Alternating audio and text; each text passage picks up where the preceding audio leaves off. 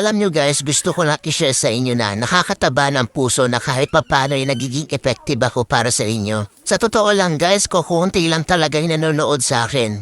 Yung magkaroon lang ako ng 200 views tsaka 10 hearts, masayang masaya na ako no? Obvious naman na small TikToker lang ako. Hindi katulad ng ibang influencer dyan ng mga sikat kung makabenta ay sobrang dami. Pero ako guys, kahit ganyan lang yan no?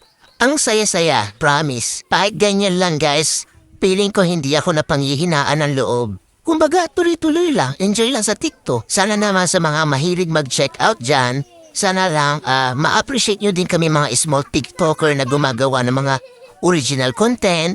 Hayaan nyo na yung mga influencer, mayayaman na yun. Yung tipong sila naka-iPhone 14. Yung mga video camera nila, gaganda. Tapos ako naka-Realme, ang labo pa. Support nyo naman ako guys as a small TikToker dito na gumagawa ng original content. Sana ma-appreciate niyo po ang mga video ko. Salamat!